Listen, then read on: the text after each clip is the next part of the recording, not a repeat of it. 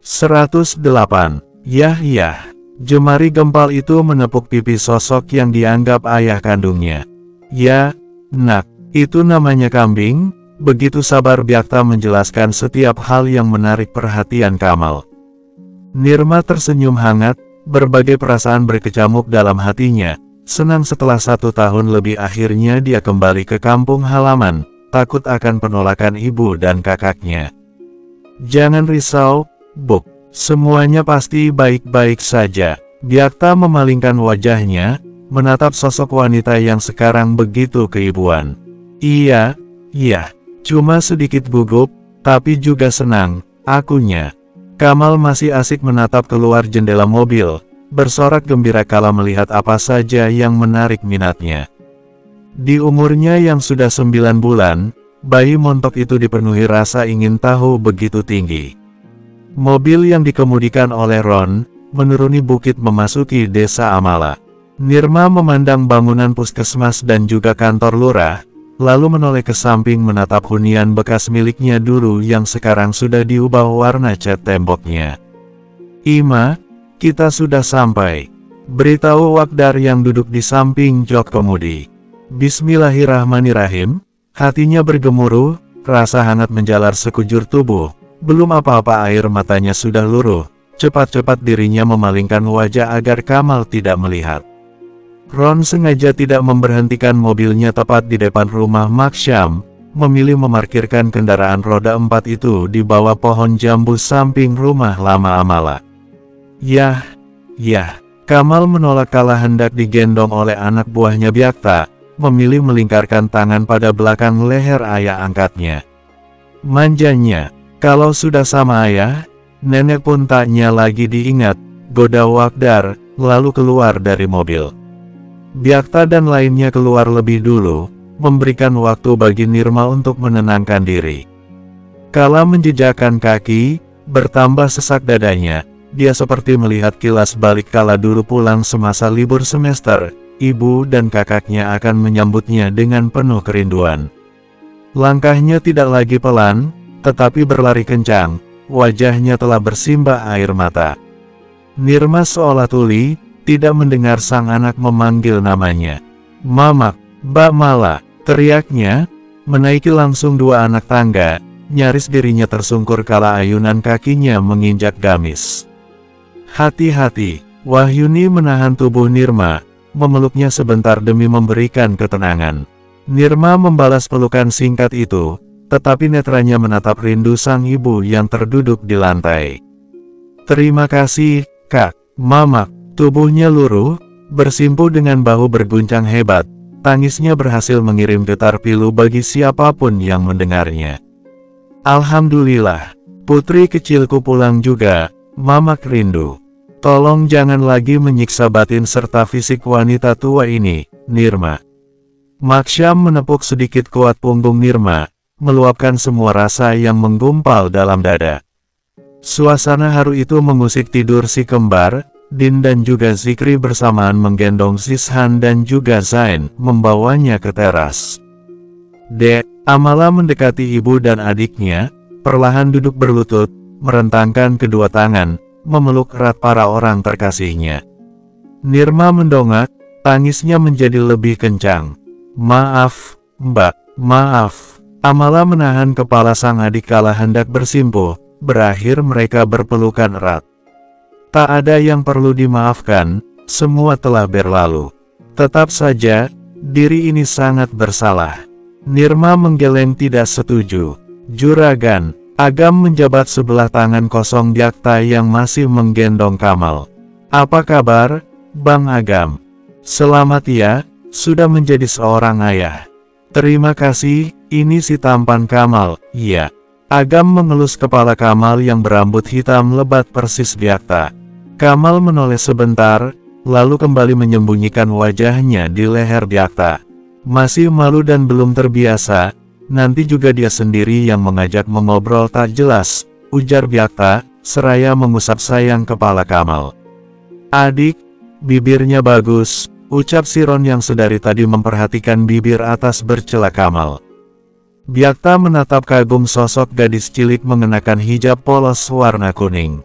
Terima kasih, kakak. Kenalan dulu sama adik Kamal, Kak Siron. Hasan menepuk lembut pundak kecil putrinya. Siron pun maju. Nak, ada kakak cantik mau menyapa. Netra bulat Kamal memperhatikan sosok manis Siron. Senyumnya menular kala menatap bibir mungil itu melebar. Tahu saja dia mana yang cantik, celetuk Mutia yang langsung dibalas tawa lirih. Akhirnya Kamal mau turun dari gendongan Byakta. Dia yang sudah lincah merangkak, terduduk di lantai papan bersih. Siron pun ikut duduk. Kapan jadwal tindakan medis Kamal, Juragan? Tanya Hasan. Bulan depan, sebetulnya sejak umur 6 bulan sudah bisa, tapi ibunya belum tega. Anak cantik, manis, kesayangan ayah. Mau ya pakai gaun ini? Ikram sedang merayu putrinya yang tidak mau mengenakan baju, lebih suka memakai kaos singlet dan celana dalam saja. Moh, bibir mungil itu maju sekian senti, kepalanya menggeleng kuat hingga rambut keritingnya ikut bergerak. Udah macam lembu saja kau, Intan. Betul-betul anak ayah. Kalau dibilangin pasti jawabnya, moh, buh. Tak, lama-lama mama kuncir nanti bibir manyun kau itu. Mutia menatap tajam sang anak mencoba menakuti, tapi bukannya takut, Intan malah tertawa puas. Kalau jelek, pasti langsung cakap anak ayah, coba pas lagi baik, manis, menurut, langsung dicap anak mamak. Tak adil kau Mutia, mau menangnya sendiri. Cibirdin seraya kakinya berayun agar Zain tetap nyaman. Sedangkan di ruang tamu, ketiga sosok yang tadi menangis sesenggukan, kini sama-sama menghapus jejak air mata, saling tersenyum sumringah dengan hati dipenuhi beribu rasa syukur. Menginapkan, nak. Iya mak, tapi tak bisa lama-lama sebab Nirma harus masuk kerja, jawab Nirma. Kenapa tak pindah ke sini saja? Kembali kerja di puskesmas. Malah menyelipkan anak rambut yang keluar dari kerudung Nirma. Belum saatnya, Mbak. Tapi, nanti sewaktu persidangan kasus dia, Nirma akan ikut mendampingi, Mbak. Sambungnya, bila kau belum siap, tak perlu ikut. Nanti yang ada malah mempengaruhi kehidupanmu. Nirma menggenggam tangan kakaknya. Alhamdulillah, dirinya hanyalah masa lalu, bertatap ataupun tidak nantinya, sama sekali tak berpengaruh. Nirma sudah bisa berdamai dengan diri sendiri, apalagi ada Kamal yang selalu menjadi alasan sekaligus pengingat kalau masih banyak yang wajib untuk disyukuri daripada terus-menerus terpuruk pada kisah menyedihkan masa silam. Titik. Acara akikah Zishan dan juga Zain berjalan lancar, serta hikmat. Walaupun ada saja drama dari si Intan yang begitu senang mengganggu Kamal, sampai Ikram serta Byakta selalu maju untuk memisahkan. Kamal yang biasanya hanya menghabiskan hari-hari bersama Wakdar dan juga ibunya, masih belum bisa beradaptasi dengan lingkungan baru. Tutu, Intan memberontak dalam gendongan Ikram, meminta diturunkan, jarinya menunjuk Kamal. Yah, Kamal bertambah menangis kencang, tangannya menunjuk mobil entah punya siapa, meminta untuk pulang. Bukan main si Intan, masih piik sudah bisa membuat anak orang trauma. Din menggeleng kepala, tidak habis pikir dengan anaknya Mutia yang tidak memiliki rasa takut. Lebih baik kita tambah satu lagi ya, Bang. Biar semakin semarak kehidupan ini, celetuk Mutia. Bahu Ikram lemas seketika, sedangkan lainnya jadi tertawa. Mereka sedang duduk di bawah pohon nangka, agar tidak mengganggu para tamu yang akan beranjak pulang. Ide bagus tuh, Tia. Semoga saja anak kedua kalian sifatnya sama seperti Intan, biar dia punya lawan yang imbang. Kalau malah macam si Ikram, kasihan nanti ku tengoknya, ucap Zikri seraya tertawa. Tapi bibirnya langsung terkatup kala bertemu pandang dengan Din, pancaran matanya kembali sendu. Menyesal aku mengeluarkan banyak biaya demi mencari kalian, ternyata kau hanya bisa melahirkan anak cacat. BUGH. Bersambung. 109. Amala memandangi kedua buah hatinya yang sedang terlelap, Baby Z dan juga Zain perpaduan antara dirinya dan sang suami. Sayang, Agam memeluk istrinya dari belakang, ikut menatap kedua putra mereka. Amala mengusap tangan yang melingkari perutnya. Sungguh Tuhan Maha Baik ya, Bang. Terkadang Nur masih sukar percaya atas mukjizat ini. Dulu, jangankan berharap bisa bersanding dengan abang, membayangkannya saja merasa tak pantas, diri ini seperti pungguk yang merindukan bulan. Agam membalik tubuh sang istri agar menghadap dirinya, menatap penuh cinta sorot hangat Nur Amala. Apa kabar dengan abang? 2 kali menjadi saksi atas pertunanganmu. 3 kali menelan rasa kecewa lantaran lamaran ditolak. Tapi, di lubuk hati yang terdalam, abang memiliki keyakinan kalau kita memang berjodoh. Tak lelah diri ini merayu Tuhan, mencoba mencari celah agar bisa lebih dekat denganmu.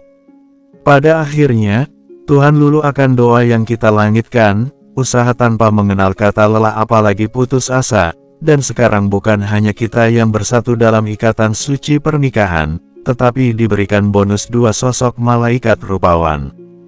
Terima kasih, sayang.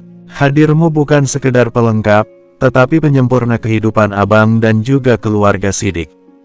Agam mencium lembut nan dalam dahi istrinya. Amala menempelkan sisi wajahnya pada dada sang suami. Air mata bahagia itu menetes membasahi pipi. Alhamdulillah, seru mereka bersamaan seraya mengeratkan pelukan. Assalamualaikum, Pak Kasim dan juga Iyem. Sang adik sedang bertamu ke rumah Maksyam. Mereka berniat bertemu dengan sang cucu. Waalaikumsalam. Nirma yang kebetulan sedang menyapu halaman samping rumah ibunya, menghampiri mantan bapak mertuanya. Bapak, Bude, apa kabarnya? Iyem menatap kagum sosok yang dulu mengenakan busana memperlihatkan lekuk tubuh, kini tertutup sempurna oleh pakaian syari. Alhamdulillah baik. Nirma, boleh tak kami bertemu dengan Pak Kasim? Begitu malu sekaligus sungkan, nama cucunya saja ia tidak tahu. Namanya, Kamal Rasad, dipanggil Kamal.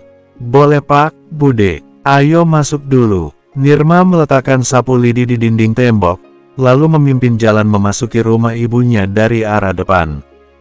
Ternyata ada tamu, duduk Iyem, Pak Kasim.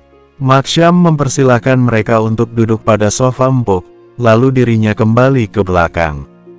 Bak, tamunya mau dibuatkan teh atau kopi? Tanya Wati mantan istrinya Hendy. Dia sekarang tinggal di rumah Maksyam, menemani ibunya Nirma, sekaligus bekerja sebagai asistennya Amala. Teh saja, Kak. Nirma tengah sibuk membuka bungkus roti kering, lalu memindahkannya ke dalam toples kaca transparan. Ada siapa di depan, Buk? Byakta masuk dari pintu belakang, tentu saja Kamal ada dalam gendongannya. Kakeknya Kamal, iya. Beliau ingin bertemu dengan cucunya, apakah boleh? Tanyanya lembut, menatap sang anak yang begitu manja dengan ayah angkatnya. Byakta tidak langsung menjawab, tetapi mengulas senyum manis, rasa hangat menyelusup ke dalam hatinya. Merasa dihargai serta berarti. Tentu boleh, sudah waktunya bagi Akmal mengenal sanak saudaranya. Tapi, adek belum mandi loh Buk, tadi asik main dengan Siron, terus minta pulang kala Intan datang. Nirma terkekeh kecil, sungguh anak temannya itu begitu agresif. Taruh Kamal di amben, iya. Biar Ibuk yang menggendongnya. Byakta pun menurut, lalu ke depan menyapa tamu. Kamal, ini kakek dan nenek.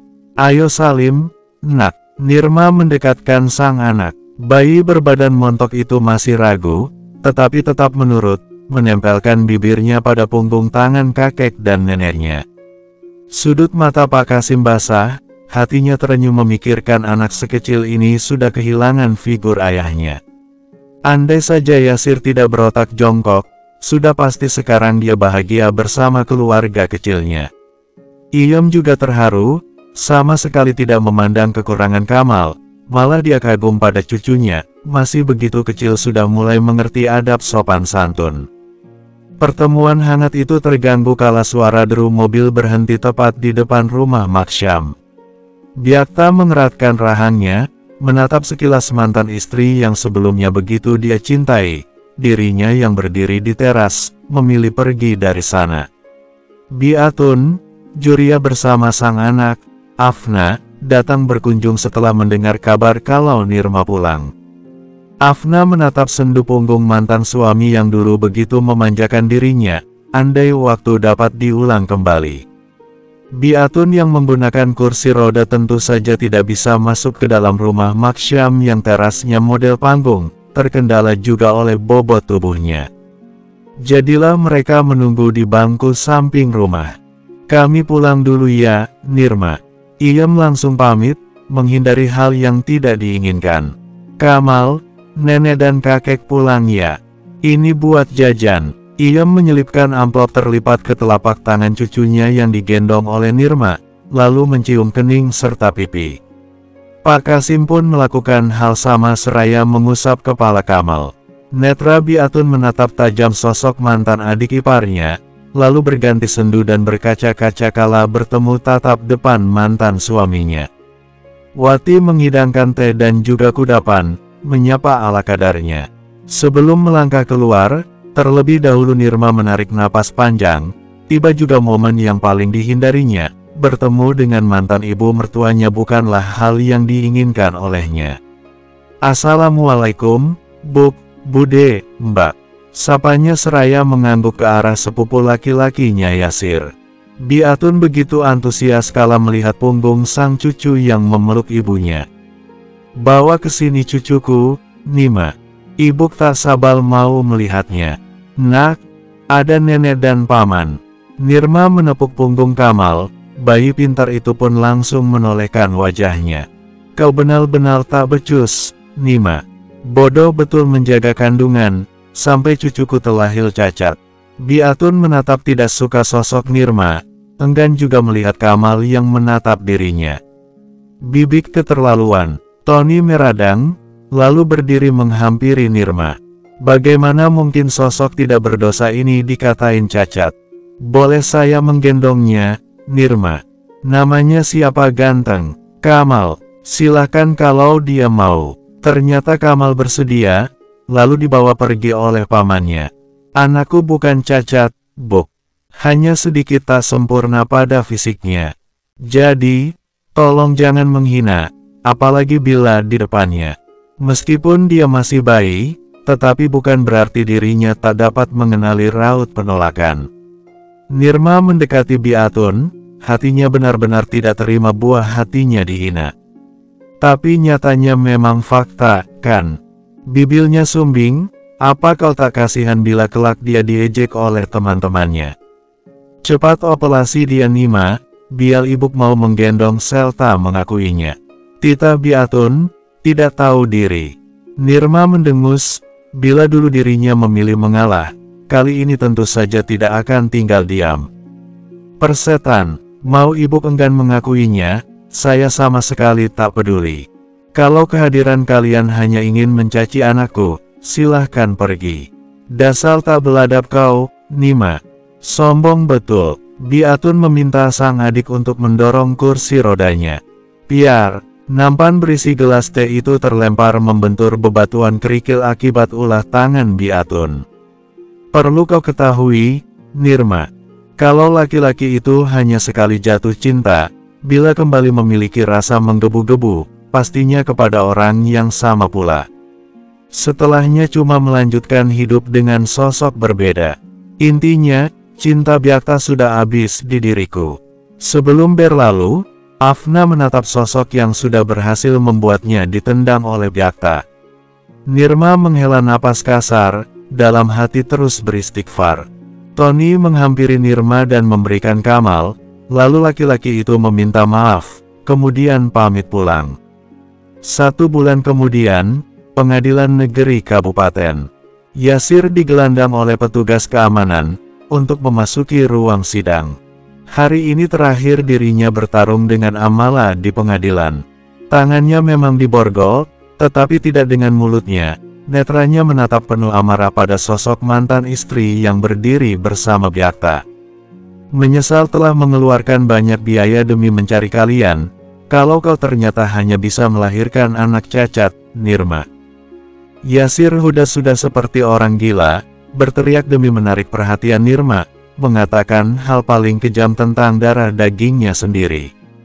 Dalam penjagaan ketat, tidak menghalangi Byakta untuk memberikan hadiah sebuah tinju. Dibantu oleh Ron dan dua anak buahnya, kepalan tangan Byakta berhasil mengenai rahang Yasir. Suasana menjadi ricuh. Ron yang masih begitu dekat dengan Yasir, menambahkan rasa sakit di wajah laki-laki itu. BUGH, CUIH, ARGH, gigiku. Yasir meraung kala meludah darah. Berikut dua buah giginya ikut keluar dikarenakan tanggal, tetapi dirinya tidak sempat protes. Sudah didorong dan diseret kasar. Dengan ini hakim memutuskan hukuman kepada terdakwa Yasir Huda atas kasus percobaan pelecehan terhadap Nur Amala dengan hukuman. Bersambung 110. Mengadili, terdakwa pelaku tindak pidana percobaan pemerkosaan diancam dengan pasal 285 KUHP JO. Pasal 53 ayat 1 KUHP dengan vonis 9 tahun penjara dan denda sebesar 5 juta rupiah. Saya sudah baca-baca juga tentang hukuman pidana ini, maksimal hanya 9 tahun penjara dengan denda sekian. Jadi, terlalu berlebihan bila lebih lama dari itu. Tapi, hukuman sebenarnya ialah di dalam sel penjara itu sendiri. Tok, tok, hakim ketua mengetuk palu, tanda vonis mutlak telah dijatuhkan kepada Yasir Huda. Tidak, Biatun berteriak protes atas vonis terhadap anak sematawayangnya. Dirinya berusaha untuk berdiri, tetapi gagal dan berakhir terduduk lagi di kursi rodanya. Aji yang sedari tadi begitu gigih berdebat, menyangkal, memojokkan, serta menyerang, kini terlihat puas atas putusan hakim. Ia langsung menatap kerumunan kursi yang diduduki oleh keluarga Sidik serta para teman mereka. Pria berpenampilan rapi, rambut klimis itu tersenyum sumringah. Sorot matanya berbinar kala menatap sosok yang telah berhasil memporak-porandakan kehidupan serta bertahta dalam hatinya. Alhamdulillah, Wahyuni menggenggam tangan Din yang buru-buru menunduk. Mutia, Amala, Wati, dan Nirma juga mengucapkan kalimat puji syukur. Mereka duduk dalam barisan yang sama. Ini tidak adil, aku bahkan belum sempat menyentuhnya. Kalian pasti sudah menerima suap dari mereka. Dasar lintah darat. Yasir tidak jauh berbeda dari sang ibu, berteriak bagaikan orang kesurupan.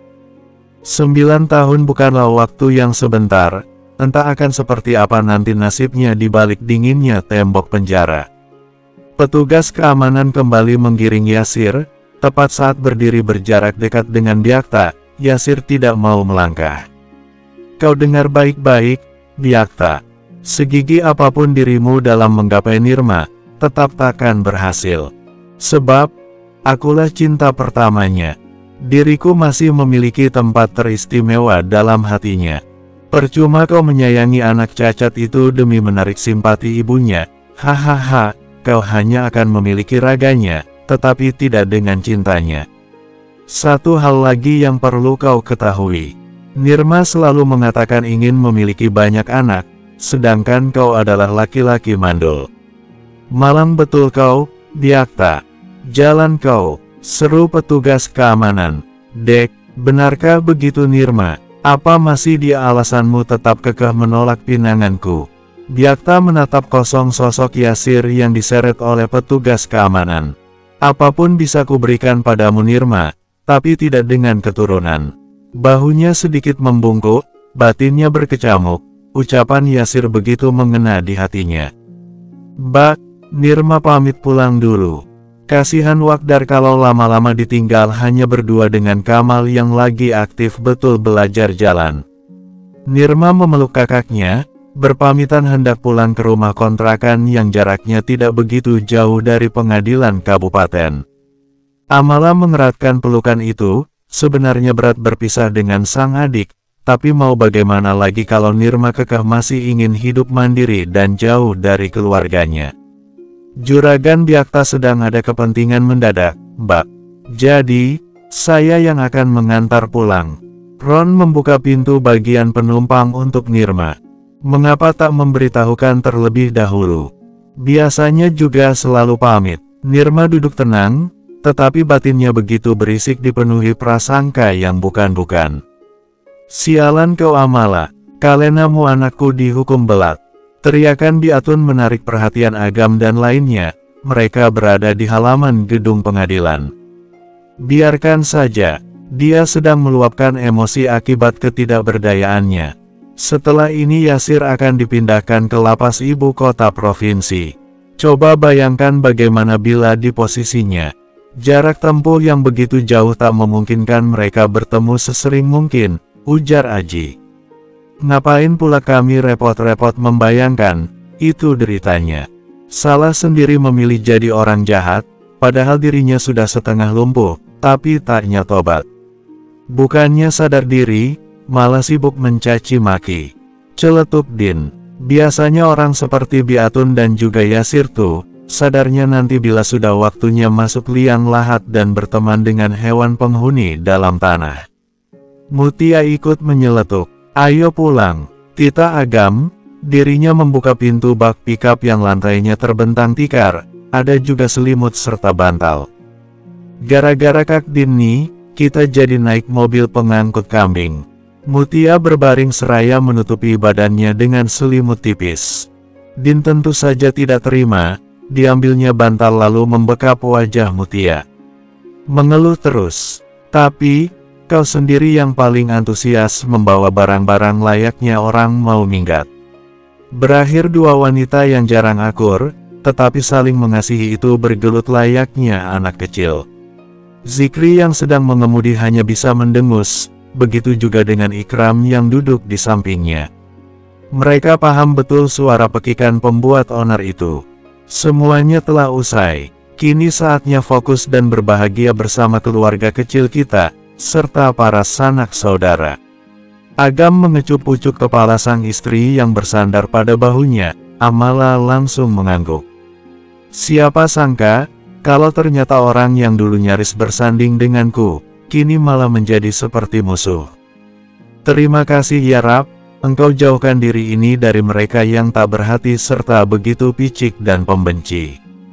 Monolog Amala dalam hati. Sementara di desa Jamur Luobok, 1 tambah 1 sama dengan 2. Aku sama kamu cinta sampai tua. Ayek mengacungkan tinjunya. 1.2, si Intan cantik Bang Rizal yang punya. Tuh. Itu calon permaisuriku. Berani betul kau memuji di depan rajanya. Ayek menjitak kepala Rizal. Kau ini serakah betul. Siron calon bidadarimu, Intan pun mau kau embat juga. Rizal tidak terima, membalas memukul punggung Ayek. Danang begitu jengah melihat kelakuan sahabatnya. Daripada kalian berebut anak kecil yang cebok pun belum bisa sendiri. Mending cari buah jembutan saja yok. Buah apa tuh? Titik. Sudah kuingatkan berapa kali. Kalau hati ini tak ikhlas, tapi mengapa burung mungilku dipotong juga? Hua, dunia ini sungguh kejam serta tak adil.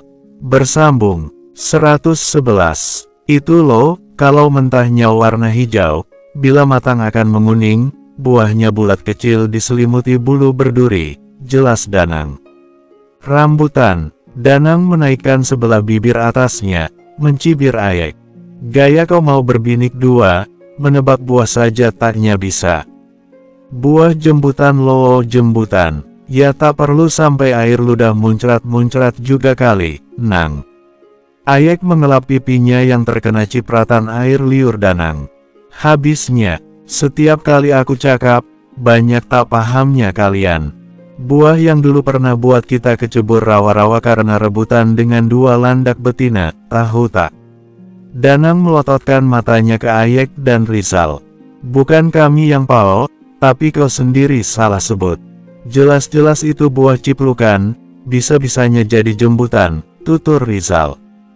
Kata nenekku tuh buah jembutan, jadi ya nama tuh yang ku tahu, kilah Danang. Ciplukan rambat. Nenek kau tuh jangan dipercayai. Sebut namamu saja selalu berubah-ubah. Hari ini Nang, besok Ning, lusa Nong, jadinya Nang Ning Nong, cibir Ayek. Iya juga ya, maklumlah daya ingatannya tinggal 5 watt. Danang tersenyum masam sambil garuk-garuk kepala. Ayoklah kita cari tuh buah sampai dapat. Tunggu dulu, Ayek tidak jadi melangkah, tetapi malah berbalik arah. Aku lupa sesuatu, ayo ke rumahku dulu. Begitu sampai di rumah Ayek yang bersebelahan dengan Hunyandin, 3 anak laki-laki itu langsung menuju kandang ayam. Lah di mana burung mungilku? Mamak, Ayek berteriak histeris kala tidak mendapati burung ayam-ayaman hasil tangkapannya seminggu yang lalu. Apa? Bang, Ramzan berdiri di pintu dapur. Apa yang kau makan tuh? Ayek memperhatikan sang adik yang sedang ngemut kaki ayam, tapi kurus. Burung hasil tangkapan abang lah, apalagi rupanya. Tadi, pas abang pergi main, ku tangkap tuh si mungil, tapi dia kurang ajar betul. Pas hendak ku cium malah bibirku dipatuknya sampai jontor. Langsung saja ku pinta bapak menyembelihnya.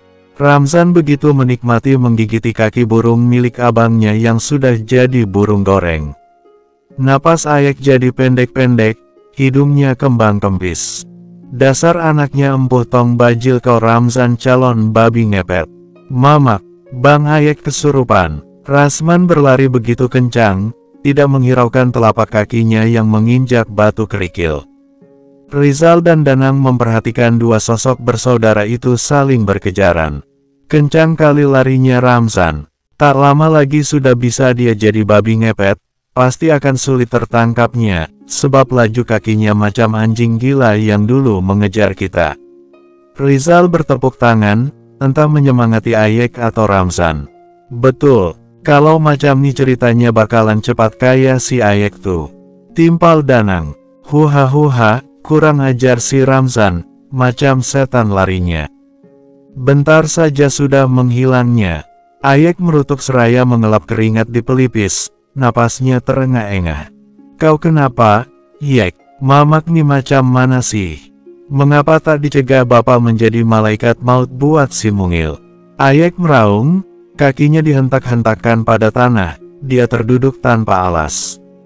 Ya mana mamak tahu, gitu pulang dari rumah Kak Amala, burungmu sudah masuk dalam wajan, mana baunya sedap betul lagi. Ucapnya begitu ringan, sudah kuingatkan berapa kali. Kalau hati ini tak ikhlas, tapi mengapa burung mungilku dipotong juga? Hua, dunia ini sungguh kejam serta tak adil. Hala, besok kau juga bisa pasang jerat lagi. Biasanya juga belum ada 2 hari hasil tangkapanmu sudah jadi burung gorengnya. Ibunya Ayek berlalu masuk rumah. Awas kau Ramzan, bakal ku potong kodok hijaumu. Ancamnya, hari-hari berlalu begitu cepat bagaikan laju kereta api. Astagfirullah, Intan, kau apakan anak ayam tuh?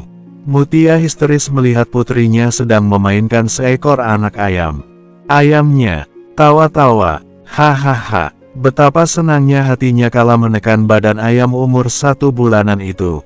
Dia bukan tertawa, tetapi menjerit kesakitan karena kau pencet-pencet badannya. Lepaskan Intan. Mutia mendekati sang anak yang sedang bermain di samping rumahnya. Intan bergegas memasukkan anak ayam tadi ke dalam kaos singletnya, lalu dirinya berlari menghindari kejaran sang ibu.